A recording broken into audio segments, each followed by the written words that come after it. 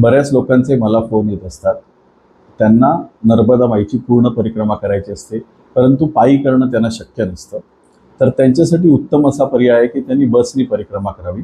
आणि बसनी परिक्रमा करण्यासाठी उत्तम पर्याय आहे ठाण्यातील दोस्ती tours and travels he company. ठाण्यातील दोस्ती टूर्स अँड ट्रॅव्हल्स हे बसनी नर्मदा माईची शास्त्रोक्त पूर्ण परिक्रमा आयोजित करतात. निवासाची व भोजनाची अतिशय उत्तम व्यवस्था असते. ज्यांनी पण आत्तापर्यंत दोस्ती टूर्स अँड ट्रॅव्हल्सतर्फे परिक्रमा पूर्ण केली आहे माईची, त्यांच्याशी मी स्वतः बोललेलो आहे. त्यांचे अनुभव अतिशय चांगले आहेत. तर तुम्ही सुद्धा या सुविधेचा लाभ घेऊ शकता. त्यांचे फोन नंबर मी डिस्क्रिप्शनमध्ये देणार आहे, तसेच या व्हिडिओमध्ये पण देणार आहे. त्यांना फोन करून तुम्ही तुमच्या परिक्रमेबद्दल त्यांच्याशी बोलू शकता. तसेच ते इतरही सहली आयोजित करतात, त्यांची पण विस्तृत माहिती त्यांना तुम्ही फोन करून घेऊ शकता.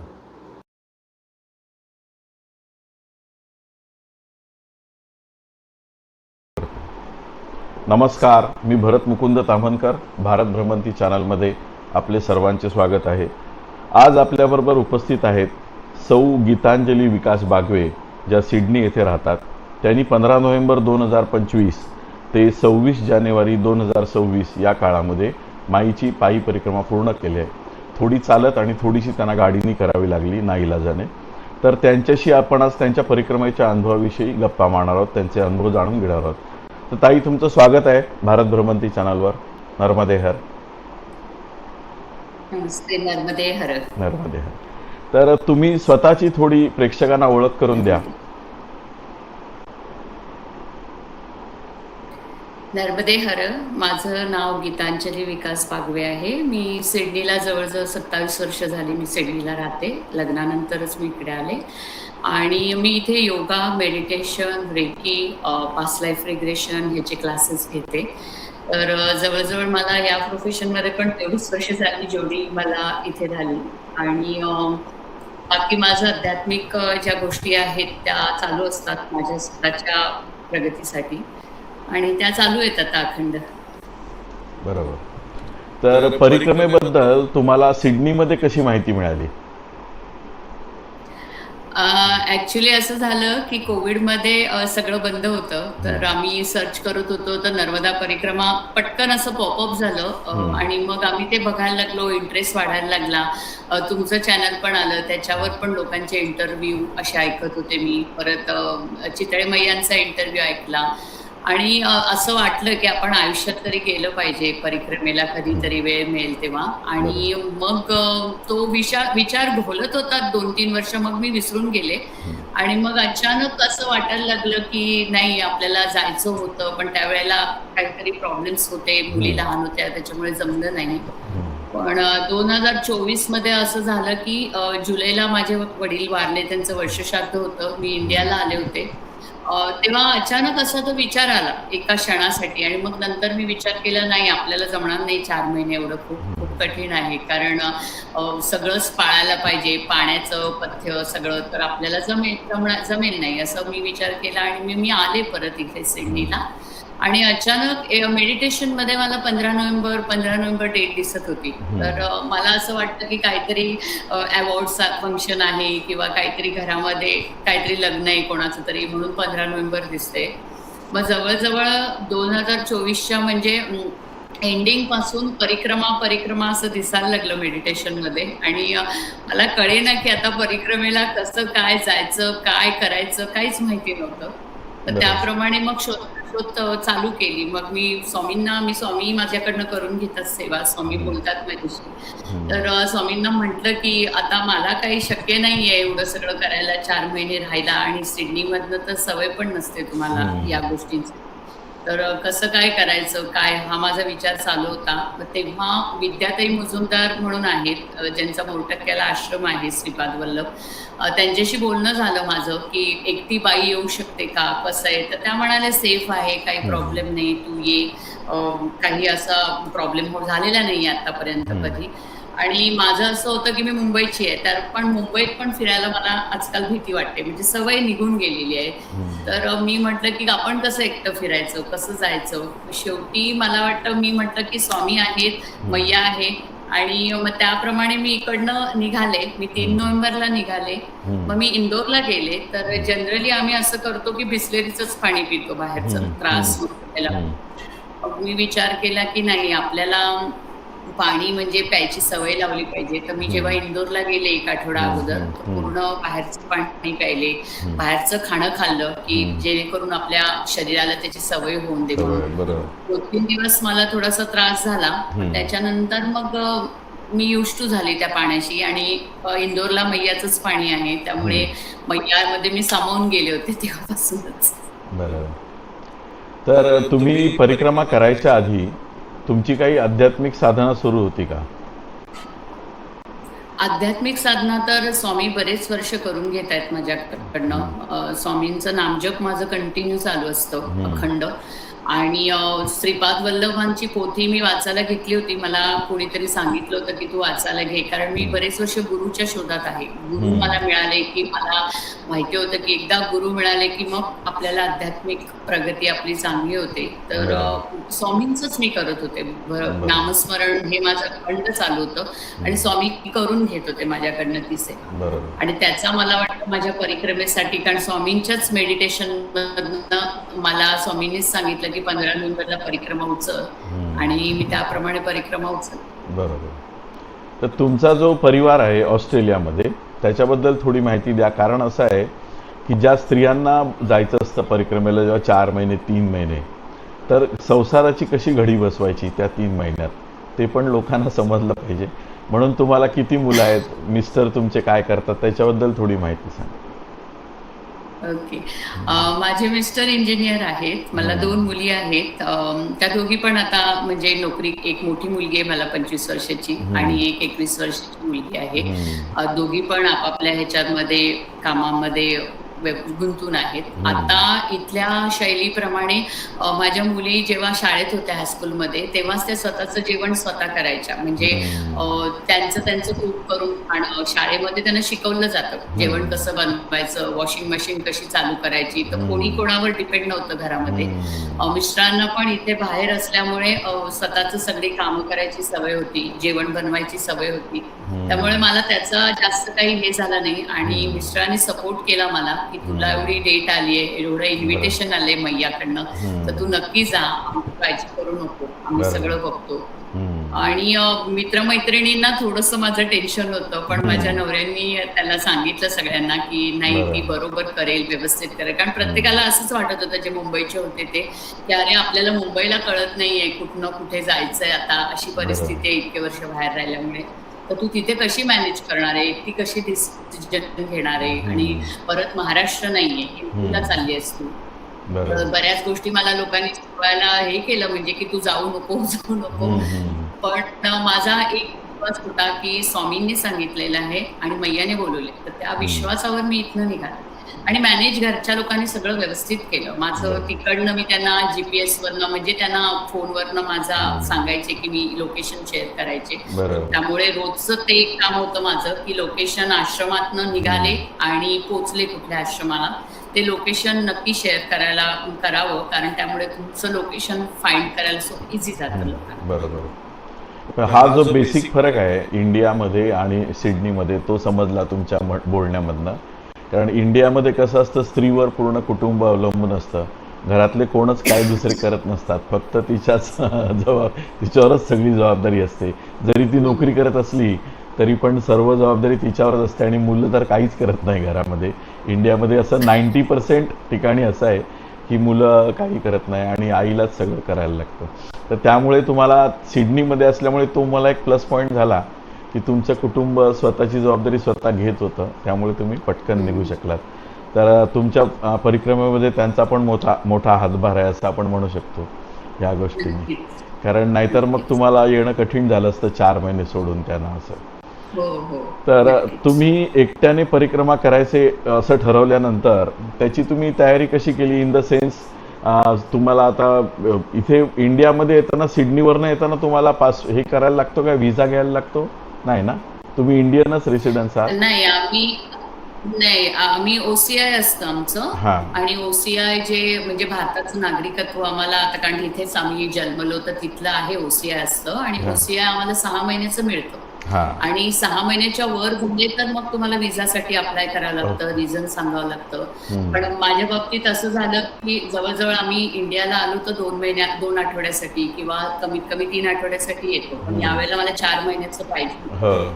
तर मला इंडियाला विचारण्यात आलं एअरपोर्टवर की तुम्ही कशाला आलायत. आणि हम्म. मग मी सांगितलं असं असं परिक्रमेला आलेली आहे मी. हम्म. तर मग काही कोणी मला विचारलं नाही, कारण हम्म. नर्मदा परिक्रमा आता बऱ्याचपैकी मला वाटतं माहिती आहे. फेमस झाली आहे हो, इंडियामध्ये. बरोबर. तर मुंबई एअरपोर्टवर मला तसं काही कोणी अडवलं नाही. हम्म. फक्त मला विजाला म्हणजे NRI साठी मी स्पेशली हा मेसेज सांगेन. हा. कारण आता आमचं घरं नसतात तिथे, म्हणजे आई वडील असतात, ते वारल्यानंतर घरं विकली जातात आई वडिलांची. आणि मग तुमचं जो ऍड्रेस प्रूफ असतं काही नसतं आमचं. तर मला बरेच जणांनी सांगितलं होतं, मी 2-3 बोलले तेव्हा, की काही गरज नाहीये तुला, तू ये सरळ अशी. पण मी तशी आले नाही. मी पासपोर्ट आणि ओसीआय माझा ओरिजिनल, म्हणजे मी NRI साठी सांगते, मी ओरिजिनल पासपोर्ट इंदोरवरनं ओंकारेश्वरला घेऊन गेले होते. आणि माझ्याबरोबर एक फॅमिली होती. तर त्यांना मी सांगितलं की तुम्ही या. आणि मुंबईवरनं येताना माझ्या माहेरी, मी डोंबिवलीची आहे, तर माहेरी मी जिथे राहिले होते त्यांतला जो काय म्हणतात तुम्ही, बिल्डिंगचा जो चेअरमन असतो, त्यांच्याकडनं मी हे एक ॲड्रेस प्रूफ म्हणून लिहून घेतलं की मी इथे राहायची पहिली. आणि ते मला चांगले ओळखतात म्हणून. कारण पोलीस क्लिअरन्स करायला मला मिळालं नाही. पोलीस क्लिअरन्स पण सर्टिफिकेट लागतं तुम्हाला, जे NRI आहेत त्यांना, की तुम्ही तुमचे काही तुमच्यावर केसेस नाही आहेत, काही नाही आहे, आणि तुम्ही इथलेच आहात म्हणून. पण इन्स्टेड ऑफ पोलीस क्लिअरन्स मी हे सर्टिफिकेट घेतलं. आणि मग ते मला ओंकारेश्वरला उपयोगी पडलं. कारण हे मी सगळ्या येणाऱ्यांना ह्याच्यासाठी सांगते की आपण जे गजानन ट्रस्टमध्ये राहतो ओंकारेश्वरला जाऊन, पहिलं आपलं गजानन ट्रस्ट असतं, तर तिथे त्यांच्याकडे ते ऑप्शनच नाहीये पासपोर्टचं, ते आधार कार्डच मागतात. तर मला त्यांनी सांगितलं की तुम्हाला आम्ही इथे ऍडमिशन देऊ शकत नाहीये, कारण आमच्याकडे पासपोर्टचं ऑप्शन नाहीये. आणि मग मला इतकं हे झालं की मी सिडनीवरनं आले परिक्रमासाठी आणि मला त्या गोष्टीसाठी मिळत नाही. तर मी मैयाचा आणि स्वामींचा धावा केला. आणि अचानक एक काका आले आणि ते म्हणाले की असे इथे आहेत दास म्हणून, त्यांच्याकडे तुम्ही जा आणि त्यांना सांगा. मग दास आहेत त्यांच्याकडे मी अपॉइंटमेंट घेऊन गेले त्याच दिवशी संध्याकाळी. आणि मग त्यांनी मला लिहून दिलं, हे जे प्रमाणपत्र तुम्हाला लागतं परिक्रमा करताना, ते त्यांनी मला पासपोर्ट आणि ओसीआय माझं बघितलं, त्यांनी दिलं. आणि मग मी पासपोर्ट आणि ओसीआयची माझी झेरॉक्स कॉपी माझ्याबरोबर सतत ठेवली होती. आणि ओरिजिनल डॉक्युमेंट्स मी त्यांच्याबरोबर पाठवले होते, कारण माझ्याकडे इंडियामधलं काहीच माझ्याकडे एव्हिडन्स नव्हता की मी इंडियन रेसिडेन्समध्ये इंडियन आहे म्हणून. तर मी त्या फॅमिली बरोबर माझं ओरिजिनल पाठवलं होतं. पण मला वाटतं की जे पण येणारे आहेत, ज्यांना वाटतंय परिक्रमा करावी, त्यांनी हे एक गोष्ट नेहमी लक्षात ठेवा की तुम्हाला एक तर पोलीस क्लिअरन्स सर्टिफिकेट लागेल किंवा ऍड्रेस प्रूफ काहीतरी लागेल. आणि त्याच्यावर तुम्हाला मग तिथे आधार कार्ड मिळेल, कारण गजानन ट्रस्टमध्ये हा ऑप्शनच नाहीये पासपोर्टचं. बरोबर. तुम्हाला अनिल दास महाराजांनी बनवून दिलं असेल प्रमाणपत्र. हो, अनिल दास. बरोबर. ठीक. तुमच्या परिक्रमेतील काही आठवणीत राहिलेले प्रसंग तुम्ही सांगा, जे एकदम चांगले आठवणीत राहिले.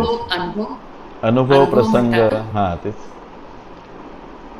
प्रसंग म्हणजे माझं पहिल्या दिवशीचा प्रसंग समजा. पण पहिल्या दिवशीचा अनुभव माझा खूप म्हणजे मैयाने आपल्याला म्हणतात ना की जमिनीवर ठेवते बरोबर, की तुम्ही वर कुठेतरी असता. तर मी इकडनं अनाकोंडा म्हणून ब्रँड आहे इंटरनॅशनल, तर त्याची ट्रॅव्हलिंग बॅग असते. तर मी ती बॅग घेतली विकत परिक्रमेसाठी. स्लिपिंग बॅग त्यांची घेतली, कारण म्हटलं आपल्याला काही त्रास नको व्हायला. आणि मी जेव्हा गजानन ट्रस्टमध्ये पहिल्या दिवशी गेले, म्हणजे दुसऱ्या दिवशी आमची परिक्रमा उचलायची होती, त्या दिवशी मी सगळेजण म्हणायला लागले किती वजन आहे, सगळ्यांचं चाललं होतं की बॅग फाटेल. तर मी तिथे बोलले होते अशी की अगं नाही, माझी बॅग नाही फाटणार, माझी अनाकोंडाची बॅग आहे, इंटरनॅशनल ब्रँड आहे, चांगलं आहे ती ब्रँड, असं मी बोलले. कारण ती माझ्या खूप क्लोज झाली होती बाई ज्या होत्या त्या, आणि त्यांच्याशी मी असं बोलले. बाकी कोणाला माहित नव्हतं, कारण मला काही गरज नाही वाटली कोणाला सांगायची की मी सिडनीवरनं आले. आणि मग त्याच्यानंतर मला ते एक होतं की माझी अनाकोंडाची बॅग आहे आणि ती खूप सेफ आहे, काही प्रॉब्लेम नाही, आणि माझं 8.5 किलो वजन होतं. त्याच्यानंतर असं झालं, जसं मी ओंकारेश्वर सोडलं 4.5 किलोमीटरनंतर अचानक माझा नवीन बॅगचा शोल्डरचा, या साईडचा, राईट साईडचा बेल्ट तुटला आणि पूर्ण 8.5 किलो वजन माझ्या एका शोल्डरवर आलं. मी चालले तरी पण 4.5 किलोमीटर चालले. नंतर मला ते असह्य व्हायला लागलं, इतकं पेन व्हायला लागलं की मी रडायला सुरुवात केली. आणि मला असं वाटलं, हे पहिल्या दिवशी काय चाललंय, मैया काय करते माझ्याशी, म्हणजे माझी परिक्रमा होते की नाही. आणि मग मी रडतच होते, रडत होते. आणि तिथे एका साईडला मला एक असं देवळासारखं एक खुपटा असा बांधला होता, त्याला ऑरेंज कलर असं दिला होता. देऊळच होतं, म्हणजे छोटंसंच, पण ते असं मोठं देऊळ नव्हतं, एकदम छोटं देऊळ. आणि तिथे एक आजीबाई बसल्या होत्या.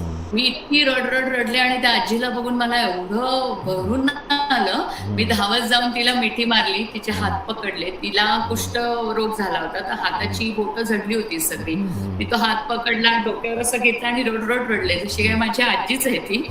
आणि मी म्हटलं, बघ ना, पहिल्या दिवशी परिक्रमा. आणि मी मराठीत बोलत होते, की कारण तुम्ही जेव्हा कुठल्या तरी भावनेमध्ये, उग्र भावनेत असतं, म्हणजे हसण्यामध्ये किंवा रडण्यात, तुमची मातृभाषा जी आहे ती बाहेर येते एकदम. तर मी रडत तिला बोलत होते की माझी परिक्रमेचा पहिला दिवस आहे, कसा होणार माझं पहिल्याच दिवशी हे झालं, का अशी मैया करते, मला एवढं तिकडनं लांबनं बोलवलं, मी कशी आले मला माहिती आहे, असं मी तिच्याशी बोलते. आणि ती हसते बाई, तर मला अजून रडायला आलं की हसते का म्हणून. आणि मग त्याच्यानंतर ती मला म्हणाली की काही नाही, तुझी परिक्रमा छान होणार आहे, काही काळजी करू नको, मैया आहे तुझ्या बरोबर. तर मला काय असं बिलीव्ह नाही झालं. पण पहिल्या दिवशी कधीच अशा गोष्टींवर बिलीव्ह करत नाही. मी पाकिटात जेवढे पैसे होते ते तिच्या भांड्यात टाकले आणि तिला जे पण माझ्या हातात चणे होते, कुणीतरी चणे दिले होते बालभोग म्हणून, ते चणे पण दिले. आणि ती हसत मला हिंदीत म्हणते, मुझे तो दात नहीं है, चने कैसे खाऊ.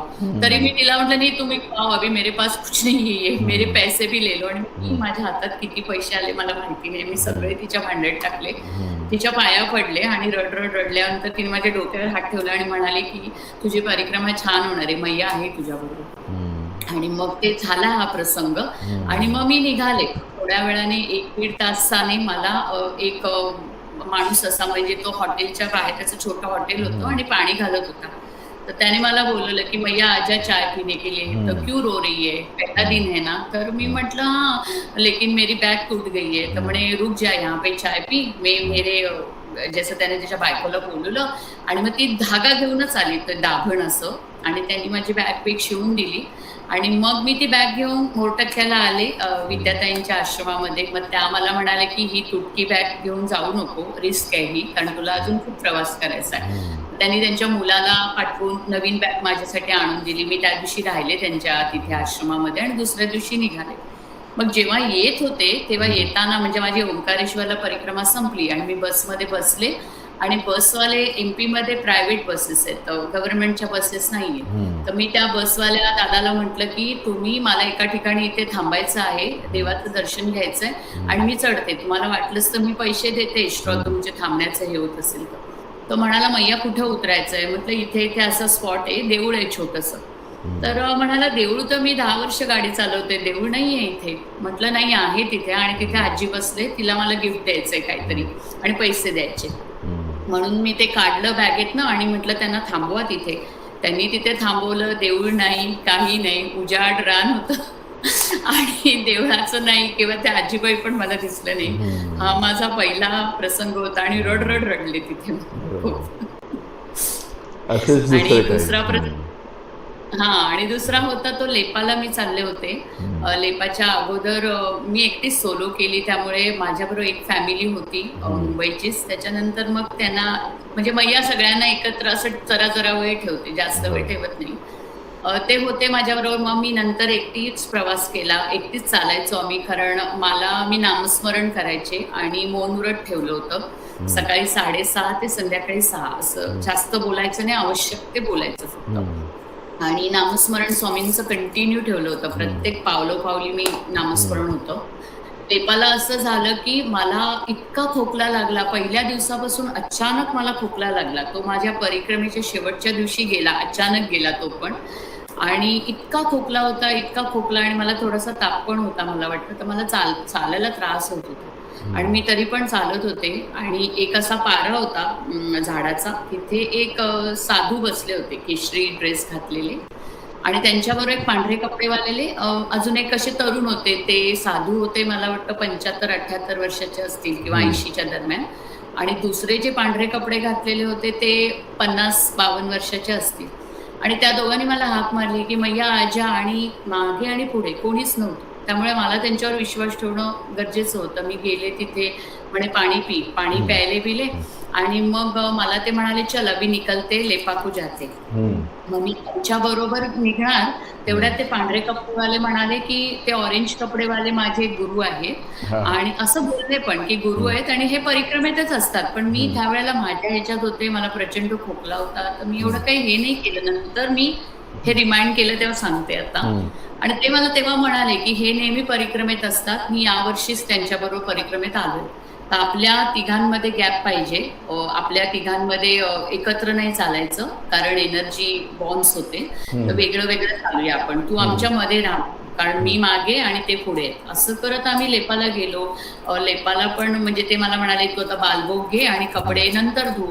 तर मी असं, आणि मला ते कधीच दिसले नव्हत्या. म्हणजे तुम्ही गजानन ट्रस्ट पासून जे चालू करता परिक्रमा, त्याच्यानंतर शेवटपर्यंत तुम्हाला ती लोक दिसत असतात इकडे हा. तिकडे.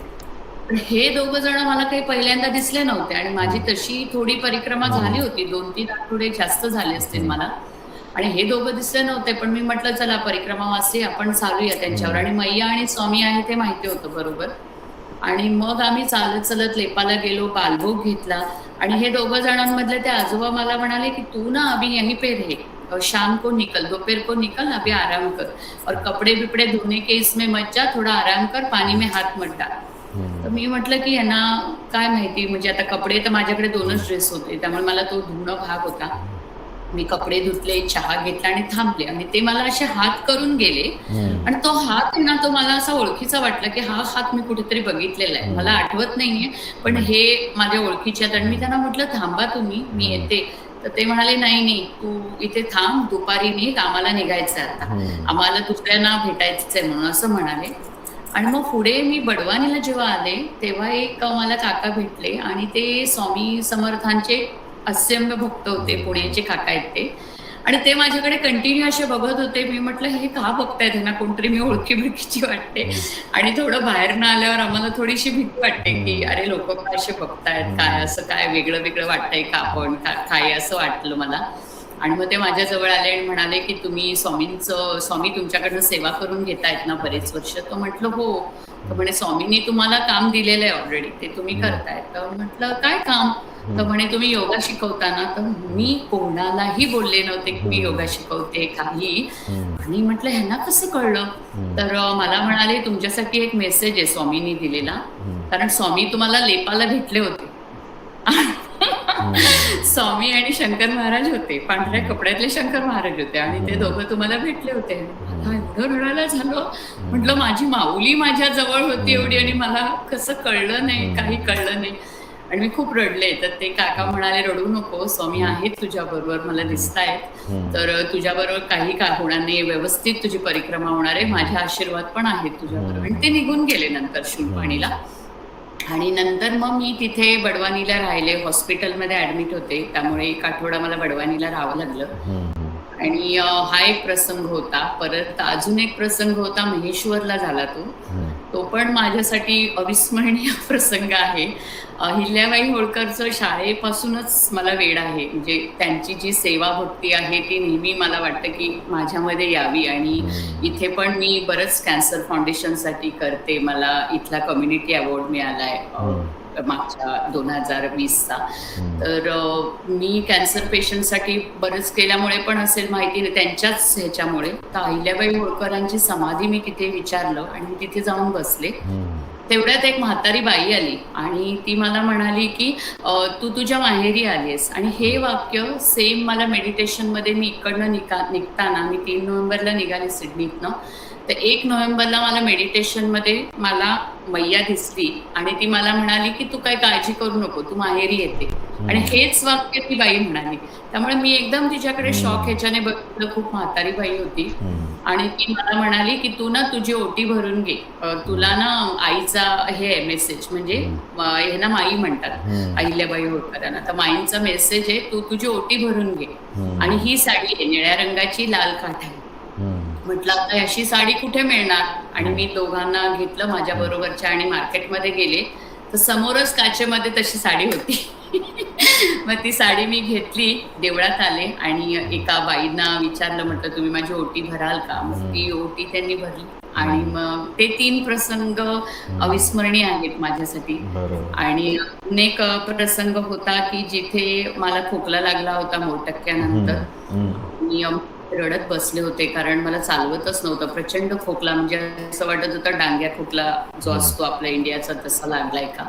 आणि ते माझं लंगला मला इन्फेक्शन झालं होतं म्हणून बडवानीला आजारी होते. तर ते सुरू झालं होतं तेव्हा आणि मला ताप होता आणि मी एकटीच होते आणि मी किनाऱ्यावर रडत बसले होते अशी डोळ्यातनं पाणी की कसं होणार आहे एवढा प्रवास माझ्याने असं चाललं होतं माझं. आणि तेवढ्यात ते बाबाजी आले मागणं ऑरेंज कपड्याचे आणि त्यांनी मला शाळीग्राम दिला. तो शाळीग्राम हे मला माहिती नव्हतं. नंतर मी माझ्या गुरूंना विचारलं तेव्हा कळलं. तर त्यांनी मला ते सांगितलं की हा तुझ्याकडे पूजेला ठेव म्हणून, हा कोणाला देऊ नकोस. कारण मला खूप सवय आहे की लोकांना देत राहायचं सारखं. जर आपल्या असेल तर जसं मी 3,500ची मेडिसिन घेतले होते इंदोरला आणि ते मी सगळे वाटून टाकले जसं जमलं. आणि जेव्हा माझ्याकडचे संपले तेव्हा मैयाने मला दिले. म्हणजे कोणीतरी मला हॉस्पिटलला ऍडमिट केलं आणि सगळं छान झालं. तर त्या गोष्टी मी ह्या 4 प्रसंग कधीच नाही विसरू शकत. म्हणजे खूप वेगळे अविस्मरणीय प्रसंग होते माझ्यासाठी. तिकडचे जे काठावरचे लोक आहेत त्यांचे तुम्हाला काय अनुभव आले त्याच्याबद्दल काय सांगाल? काठावरचे लोक अतिशय म्हणजे माणुसकी जी आहे ना ती त्यांच्यात कुठून कुठून भरलेली आहे. म्हणजे आता माझ्या बाबतीत मी सांगते म्हणजे सगळेच येणार आहे तसं असतं. कारण इथे खूप आम्ही प्रॅक्टिकल वागतो. प्रत्येक गोष्टीला थँक्यू सॉरी ही सवय असते माझी. 1-2 आठवड्यानंतर ती सवय निघून गेली. आणि तिथली लोक कशी माहितीये का म्हणजे त्यांच्या ताटामध्ये एकच भाकरी असेल पण त्याच्यातले अजून 4 तुकडे करून तुम्हाला देतील खायला आणि तुम्ही तृप्त झालेलं बघून त्यांचं पोट भरतं. इतकं म्हणजे मला तिथे कळलं की अन्न वस्त्र निवारा या बेसिक गरजा आहेत आपल्या आणि त्याच आपल्याला गरज आहे. बाकीच्या गोष्टी म्हणजे आपण ते अवडंग काय म्हणतात तुम्ही असं ते जास्त वाढवून ठेवलेलं आहे पसारा आणि तेवढ्या गोष्टी नको आहेत आपल्याला. तिथल्या लोकांचा तो साधेपणा म्हणजे अजूनही मला आठवलं की रडायला येतं डोळ्यातनं पाणी की स्वतःच्या मुलांना देणार नाहीत पण आपल्याला देतात. आणि इतकं की एका ठिकाणी तर तो माणूस आणि ती बाई एवढी गरीब होते काठावरच्या त्यांची शेती होती कापसाची तर तिला द्यायला आम्हाला अन्न नव्हतं म्हणून तिने कापूस दिला आम्हाला की वाती करायला कापूस घ्या म्हणून. तर ते बघून मला एवढं वाटलं की आपल्या घरी आपण इथे सिडनीला येतात आपण किती करू शकतो आणि काय काय करू शकतो. छोट्या छोट्या गोष्टीतनं तिने मला शिकवलं त्या बाईने खूपशा गोष्टी. म्हणजे मी एका वेळेला तर MP चे जे फार्मर्स आहेत शेतकरी त्यांच्याबरोबर होते आणि अक्षरशः ती लोक म्हणजे तुम्हाला इतकं हे करतात की त्यांना काही ओळख पाळखची गरज नसते. आपण मुंबईवरनं आलो सिडनीवरनं आलो तर आपण विचार करतो हा ओळखीचा नाहीये हा बदमाश दिसतोय हा हे दिसतोय कारण ते आपलं आहे सगळं डोक्यात चाललेलं. त्यांच्या डोक्यात ते काही नसतं. ते अक्षरशः मैया म्हणजे त्यांना असं वाटतं की मी मैयाला काय करू आणि काय देऊ असं असतं. आणि तो भाव आपण इथे घेऊन आले. मी पण इथे घेऊन आले आणि मला वाटतं सगळेच घेऊन येत असतील. बरोबर. एक स्त्री म्हणून परदेशातील स्त्री म्हणून आपल्या देशातील महिलांना जर परिक्रमा करायची असेल तर त्यांना तुम्ही काय सल्ला द्याल किंवा परदेशातील पण स्त्रियांना परिक्रमा जर करायची असेल तर तुम्ही काय सांगाल त्यांनी काय केलं पाहिजे? एक तर फिटनेस त्यांनी ठेवलाच पाहिजे. मेन म्हणजे जवळजवळ मी इथे 8-10 किलोमीटर चालायची रोज. तिथे तो एक गोष्ट तुम्हाला उपयोगी पडते. दुसरी गोष्ट म्हणजे तुम्हाला तुमच्यासाठी म्हणजे सेफ साईड म्हणून तुमच्या बरोबर कोणतरी पाहिजे. कारण आता बऱ्याच गोष्टी चेंजेस झालेल्या आहेत. तर मला वाटतं की तुम्ही नवऱ्याबरोबर निघा किंवा मैत्रिणीबरोबर खास मैत्रिणीबरोबर निघा पण कोणीतरी असं बरोबर ठेवा. मला काही वाईट प्रसंग आले नाही पण मला एकंदरीत गोष्ट एक बायकांना 6 सेन्स असतो त्याच्यावरनं मी सांगते तुम्ही कोणाबरोबर तरी निघालं पाहिजे. आणि मेन म्हणजे तुम्ही जर बाहेर न येत असाल तर नक्की तुमचं पासपोर्टची झेरॉक्स येणार जो CI असेल किंवा तुमचं ग्रीन कार्ड असेल त्याची झेरॉक्स ठेवणं नक्की गरजेचं आहे. परत तिथला कोणतरी लोकल माणूस जो तुमच्या ओळखीचा असेल, इंदोरचा किंवा कुठला पण किंवा मुंबईचं तुमचं कोणी घरातलं, त्यांचे फोन नंबर एका डायरीमध्ये लिहून ठेवा. किंवा बरेच वेळेला तिथे इंटरनेट जे नेटचं प्रॉब्लेम आहे, खूपशा जंगलांमध्ये नेट चालत नाही आणि त्यावेळेला आपल्याला आता सवय लागलेली आहे. पूर्वी आपले फोन नंबर पाठ होते, आता ते पाठ नाहीयेत. कोणाचा विचारलं तरी आपल्याला मोबाईल सर्च करावा लागतो की हा नंबर आहे म्हणून. तर डायरी लिहायला, डायरीमध्ये सगळं तुमचं जे गोष्टी आहेत, तुम्ही कुठल्या आहात, काय बरोबर. आहात, तुमच्या कोण ओळखीचे ते एक डायरी ठेवून द्या सतत तुमच्याबरोबर. मेडिकलचं ठेवून द्या, तुमचे काही आजार असतील तर त्याचा सगळा रिपोर्ट की हे औषध पाहिजे ते, कारण बऱ्याच ठिकाणी तिथे औषधं मिळत नाहीत. पण नाहीच मिळाली आणि तुमची औषधं संपली तर डॉक्टरना काहीतरी ऑप्शन्स पाहिजे की बाबा हे टॅबलेट्स यूज करत होती तर हे टॅबलेट्स आपण इंडियाच्या टॅबलेट्सप्रमाणे वापरू शकतो. कारण मला एका ठिकाणी खूप प्रचंड ताप होता, 104 ताप होता आणि त्या बाबाजींना कळलं नाही. त्यांनी मला डोला दिला आणि डोलाची मी यूज टू नव्हते, त्यामुळे त्यांनी मला डबल डोल्याचा डोस दिला. तर डोला खूप स्ट्रॉंग होता माझ्यासाठी आणि तो डबल दिल्यामुळे माझं ब्लड प्रेशर एकदम लो गेलं आणि मी पडले चक्कर येऊन खाली. अशा गोष्टी मध्ये तुम्हाला तुमचं सगळं इन्फॉर्मेशन ठेवलं पाहिजे की जेणेकरून काही इमर्जन्सी झाली तर तुम्हाला ते उपयोगी पडेल.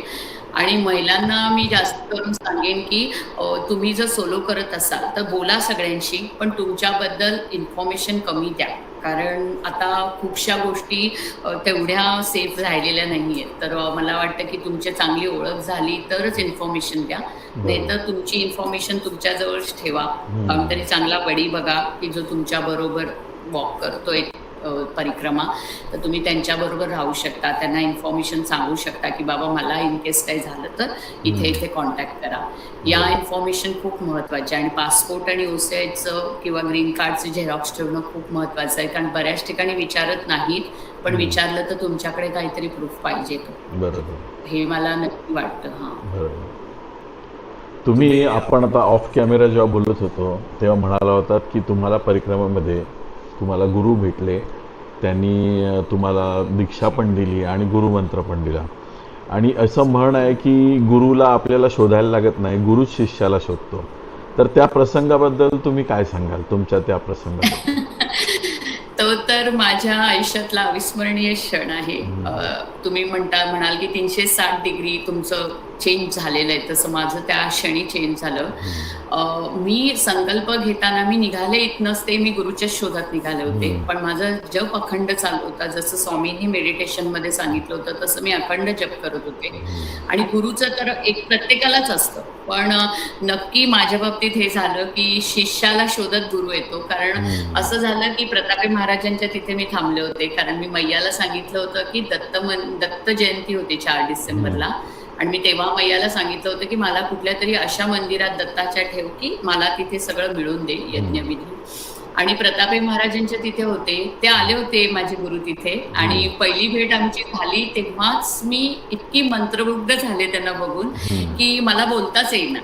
आणि त्यांनी मला विचारलं की हा दत्त मंदिर कहा आहे, आणि मी फक्त असा हात केला, म्हणजे माझ्या तोंडातनं पण शब्द येईना की मी येऊन गेले होते. आणि त्यांच्या ह्याचा सुगंध येत होता बॉडीचा, काहीतरी वेगळाच असा जो अविस्मरणीय होता. आणि तो मग मी सगळ्यांना तिथे विचारलं की तुम्हाला पण स्मेल येतो काय, कारण ते आश्रमातच आले, म्हणजे प्रतापे महाराजांचं जे देऊळ आहे दत्ताचं, आणि तिथे राहण्याची पण सोय आहे.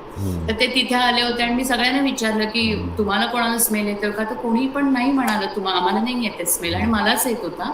आणि मला सारखं वाटत होतं की हा माणसाला मी कुठेतरी ओळखते, मला माहिती नाही कसं काय, पण मी यांना चांगलं ओळखते.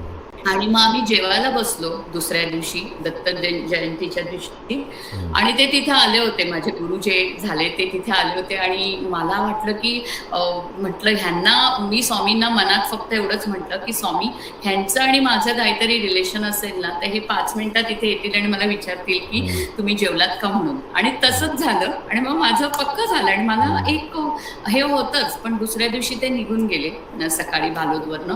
आणि मग माझ्या मनात ते कुठेतरी ऍक्च्युअली होतं की हे भेटावेत, परत भेटावेत, पण ते तसं काही झालं नाही. मग पुढे आम्ही जेव्हा गरुडेश्वरला गेलो, गरुडेश्वरला मी कधीही टेंबे स्वामींचं, थोरले महाराजांचं कधी पण ऐकलं नव्हतं. त्यांच्या बाबतीमध्ये काही. मी स्वामी, शंकर महाराज हे सगळं मला माहिती होतं, पण टेंबे स्वामी मला माहिती नव्हते. मी गरुडेश्वरला गेले आणि तिथे जेव्हा मेडिटेशनला बसले, तेव्हा मला दत्त महात्म्य वाच म्हणून स्वामींनी सांगितलं. आणि मग मी दत्त महात्म्य वाचत होते. मला टेंबे स्वामी दिसायचे तिथे, पण मला कळायचं नाही की हे का मला दिसतायत. मी तर काहीच करत नाही यांची भक्ती. आणि 19 डिसेंबरला सकाळी असं झालं की एक गुप्ते म्हणून होत्या बडोद्याच्या, त्यांच्याशी ओळख झाली कारण त्या ऑब्व्हियसली त्या डोंबिवलीच्या होत्या. त्यांचं माहेर आणि माझं माहेर, त्यामुळे माहेरवाशिणी म्हणून मी त्यांच्याशी छान गप्पा मारत होते. आणि त्या मला म्हणाल्या की आम्ही त्या परिक्रमेत नव्हत्या, पण त्या तिथे आल्या होत्या आणि आदल्या दिवशी आमची ओळख झाली होती त्यांच्याशी. तर त्या मला म्हणाल्या की ते महाराज येणार आहेत, त्यांच्या मागे मागे आम्ही आलोय, ते आता टिळक वाढायला आहेत. तर म्हटलं ओके. आणि सकाळीच म्हणाल्या त्या मला की ते आलेत आणि ऑफिसमध्ये दिसलेत. मी भेटायला गेले तर हेच भालोदला जे मला भेटले होते तेच. आणि मग मला एकदम असं भरून आलं आणि डोळ्यातनं पाणी यायला लागलं. आणि मग मला काहीतरी चान्स पाहिजे होता बोलायचा, म्हणून मी त्यांना म्हटलं की तुम्ही मला मेडिटेशन मध्ये थोडं पाहिजे. तर ते म्हणाले ये ना 4 वाजता. आणि मी आणि माझी मैत्रीण असं आम्ही 4 वाजता गेलो. तेव्हा मग आम्ही त्यांना प्रश्न विचारला हा की गुरु कधी आम्हाला भेटणार. तर तेव्हा त्यांनी तेच म्हणाले की शिष्याला शोधत गुरु येतो, गुरु तुम्ही बोलायची गरज नाही, फक्त नामजप सतत चालू ठेवा, असं ते म्हणाले. आणि महाराजांची, थोरले महाराज जे आहेत टेंबे स्वामींची आरती झाली आणि अचानक त्यांनी मला सांगितलं इथे बस म्हणून. माझ्या डोक्यावर हात ठेवला, गुरुदीक्षा दिली, गुरुमंत्र दिला. आणि माझं म्हणजे त्या दिवशी कायापालटच झाला. त्यांनी जेव्हा डोक्यावर हात ठेवला, मी ट्रान्समध्ये गेले होते. जवळजवळ मी 1.5-2 तासानंतर बाहेर आले. आणि तेव्हा मला खूप दर्शन झालं. मला टेंबे स्वामी आणि माझं काय नातं आहे हे मला कळलं. स्वामी दिसले. आणि तो दिवस, मग दुसऱ्या दिवशी ते निघून गेले परत परिक्रमेत, कारण ते पण परिक्रमेत होते. पण अजूनही माझा कॉन्टॅक्ट आहे माझ्या गुरूंबरोबर. ते ठेवतात. जेव्हा जेव्हा मला मार्गदर्शन करायचंय त्यावेळेला ते मार्गदर्शन करतात. आणि आता आयुष्य पूर्ण बदललेलं आहे, कारण गुरु विना म्हणतात ना, तुम्हाला एक जीपीएस मिळतो. त्यामुळे तुम्ही तो जीपीएस मिळाला की कुठे पण जगामध्ये जाऊ शकता आणि तुमची आध्यात्मिक प्रगती वाढवू शकता. बरोबर. फार सुंदर अनुभव होता. तर जे पण गुरुला शोधत असतील त्यांना हा संदेश आहे की गुरुला शोधायची गरज नाही, तुमची आध्यात्मिक साधना चालू ठेवा, गुरुच तुम्हाला शोधतील.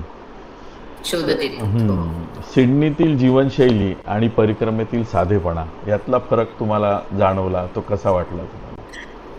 नक्कीच जाणवला. एक तर मी म्हटलं जसं पहिलं की थँक्यू, सॉरी सारखं बोलायची सवय असते. इथे आम्ही खूप पॅम्पर झालेलो असतो लक्झरी लाईफमुळे, त्यामुळे छोट्या छोट्या गोष्टींमध्ये माझं फ्रस्ट्रेशन व्हायचं. मला 1 आठवडा मला खूप कठीण गेला ऍडजस्ट व्हायला.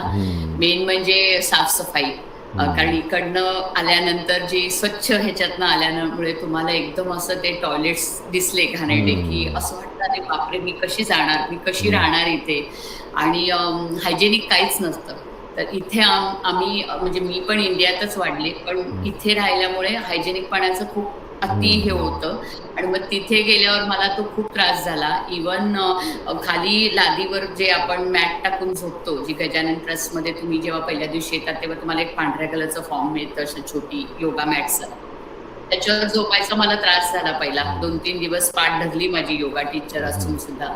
आणि दुसरी गोष्ट म्हणजे उंदीर, पाल, झुरळ यांना मी खूप घाबरायचे. पण त्या गोष्टी पण मला वाटतं मैयाने तिथे बोलवलं होतं ते शिकवायलाच. त्याच्यानंतर बऱ्याच गोष्टी माझ्या डोक्यातून निघून गेल्या, कारण इकडे राहिल्यामुळे गाडीने जायची सवय असते प्रत्येक ठिकाणी आणि ते नव्हतं, चालायचं होतं. पहिलं तुम्हाला खूप इझी वाटतं, पण ते आयुष्य आत्मसात करायला मला बरेच दिवस लागले, 2-3 दिवसच्या पेक्षा जास्त. ताटामध्ये पण मला असं वाटायचं अरे हे क्लीन नाहीये, हा ग्लास क्लीन नाहीये, सगळे वापरतायत, सगळे चहाला वापरतायत. तर ते डोक्यात होतं. पण मग 2-3 आठवड्यात ते पण निघून गेलं. तर येणाऱ्यांना मी नक्कीच सांगेन की टॉयलेट्सचं तुम्ही एक्सपेक्टेशन ठेवू नका, बाहेर पण जायला लागतं. आणि अजिबात म्हणजे त्या बाबतीमध्ये 0 हे आहे, काहीच ठेवू नका. असं विचार करा की तुम्ही गावाला चाललाय तुमच्या कुठेतरी कोकणामध्ये किंवा विदर्भात कुठेतरी, आणि तिथे कसं असेल तसं, कारण काय काय आश्रमामध्ये लाईट पण नाहीये टॉयलेट्सना, तर अंधारात जायची पण सोय म्हणजे तुम्हाला कसं जायचं ते तुम्हाला मॅनेज करावं लागतं. ते माझ्या बाबतीत खूप हे झालं. आणि दुसरी गोष्ट इथे एक ड्रेस घातला की आपण लगेच दुसरा ड्रेस घाण लागलं असं होतं. ते मला 2-3 दिवस सवय व्हायला वेळ लागला. तिसरी महत्वाची गोष्ट म्हणजे बऱ्याच गोष्टी मी शिकले इकडनं जाताना तिकडे. एक गोष्ट म्हणजे मला गरम पाणी इथे जेव्हा मायनस टेम्परेचर जातं सिंगल सिंगल व्हिजिटवर, तेव्हा गरम पाणी सोडून ठेवायचं शॉवरचं आणि मग छान गरम झालं कीच जायचं. हा होतो.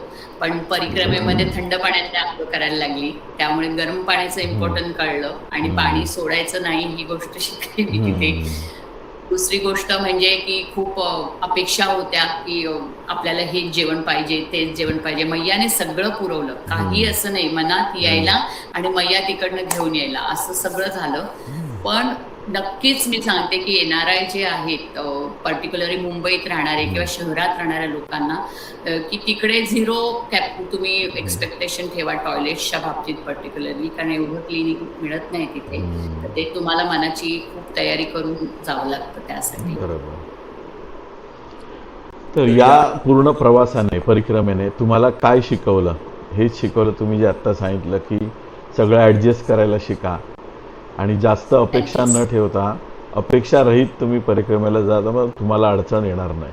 आणि सरेंडर व्हा म्हणजे मैयावर 100% विश्वास ठेवा. ही गोष्ट नक्की आहे की ती शक्ती आपल्याबरोबर चालत असते आणि ती शक्ती तुम्ही जे मनात बोलाल ती शक्ती ऐकत असते. त्यामुळे नेहमी पॉझिटिव्ह थिंकिंग करा. सगळं मैया काळजी घेते. तिचं जे मॅनेजमेंट आहे परिक्रमेच्या बाबतीत ते अतिशय म्हणजे विचारच करू शकत नाही इतकं मॅनेजमेंट आहे. माझीच नाही अशी सगळ्या लोकांची ती मस्त हे करते. फक्त तुम्हाला जर हेल्थचे काही प्रॉब्लेम असतील तर तुम्ही गाडीने पण करू शकता. म्हणजे मला स्वतःला मी परिक्रमा गाडीने केली जवळजवळ 3दा, कारण 3दा मी आजारी होते. एकदा तर मी इमर्जन्सीत होते, एकदा मला ताप खूप होता अमरकंटकला आणि एक कवड म्हणून गाव आहे तिथे पण मला ताप खूप होता, म्हणजे उलट्या होत होत्या आणि ताप होत होता.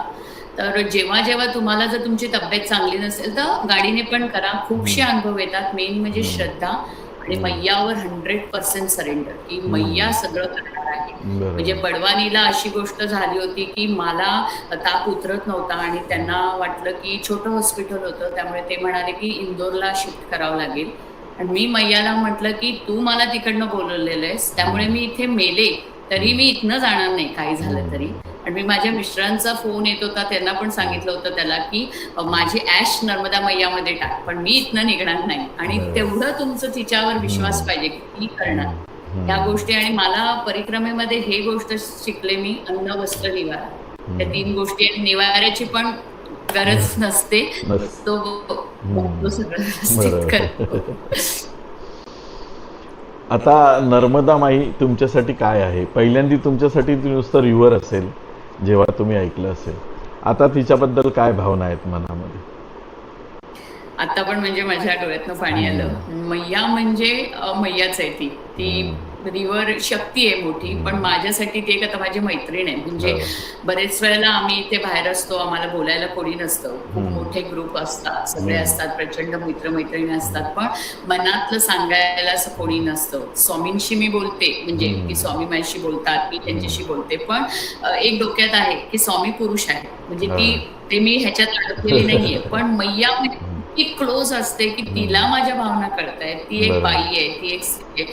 त्यामुळे ती माझी एक बेस्ट मैत्रीण झालेली आहे. आणि मला असं वाटतं की मला 2 मुली आहेत, पण माझी अजून एक मुलगी, म्हणजे मला तिने जेव्हा जेव्हा दर्शन दिलं, छोटी मुलगी अशी 7-8 वर्षाची मुलगी वेण्या बांधलेली मला दिसली ती.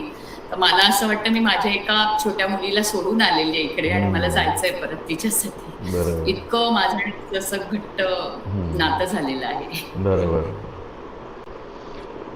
परिक्रमेनंतर तुमच्या जीवनात काय बदल झाले त्याबद्दल काय सांगाल? बदल खूप झालेत. एक तर कमी बोलणं झालं. मेन म्हणजे कोणी रागवलं, कोणी अपमान केला तर आता त्याचं काही वाटत नाही. ते असं वाटतं की ते होतं. मला शांत राहायला पाहिजे. माझ्या गुरूंमुळे पण खूप माझ्यात फरक पडला. आणि दुसरी गोष्ट म्हणजे आता मी पूर्ण मैया आणि स्वामींवरच माझं जग तेच आहे. मला आता अटॅचमेंट नाही राहिलेली आहे कशात. मला असं वाटतं की हे माझं कर्म आहे. संसारात पण मी एक अलिप्त ह्याच्याने बघते की माझं पहिलं होतं की माझी खुर्ची आहे, माझं वॉर्डरोब आहे, ते राहिलेलं नाहीये, कारण हे माझं आहे, उद्या कोणाचं तरी दुसऱ्याचं होणार आहे. ही भावना आता माझ्या मनात पक्की झालेली आहे. फक्त एक तटस्थ ह्याच्याने मी बघते तिकडे की हा, हे माझं काम आहे, हे मला करायचं आहे. आणि आता पहिल्यासारखं काहीच राहिलेलं नाही. खूप चेंजेस झाले. स्वतःमध्ये पण तुम्हाला बदल जाणवतात की आपलं जे अटॅचमेंट असते जीवनाशी किंवा आपल्या प्रत्येक वस्तूशी, ती पण तुमची कमी झाली परिक्रमेमुळे? निघून गेली आहे. कारण तुम्हाला एक गोष्ट कळते की मला शेवट काय आहे, मोक्षाला जायचं आहे. तुम्हाला मोक्षाचा इझिली मिळत नाही, काही कामं चांगली करावी लागतात, ते सगळं बाजूला राहून दे. पण एक गोष्ट तुम्हाला कळते परिक्रमा झाल्यानंतर की काहीच नाहीये आयुष्यामध्ये, हीच गोष्ट आहे आणि ती करायची आपल्याला. आणि आपल्याला जस्ट चूज केलंय मैयाने, ते काहीतरी चांगल्या कामासाठी केलेलं आहे. तर ती चांगली कामं मी काय शोधू शकते माझ्या आयुष्यात, चांगल्या गोष्टी मी काय शोधू शकते की ज्या मी करू शकते फिजिकली, फायनान्शियली, तर त्या गोष्टी मी कराव्या आणि त्याच्यासाठी आयुष्य घालवावं. आता बाकीच्या गोष्टींमध्ये मला नाही वाटत की माझं मन रमेल एवढं. बरोबर. फार सुंदर ताई, तुमचे अनुभव फार सुंदर होते आणि तुम्ही सांगितलेल्या बऱ्याचशा गोष्टी जे परिक्रमा करणार आहेत त्यांना खूप उपयोगाला येतील. तर तुमचे मनापासून आभार. तुम्ही वेळात वेळ काढून सिडनीमधनं माझ्या चॅनलला मुलाखत दिली, त्याबद्दल मी तुमचा मनापासून आभारी आहे. नर्मदे हर. नर्मदे हर. आणि अशाच प्रकारचे व्हिडिओ बघण्यासाठी बघत राहा भारत भ्रमंती. भेटूया अशाच एखाद्या नवीन व्हिडिओमध्ये. तोपर्यंत नर्मदे हर. नर्मदे हर ताई. नर्मदे हर.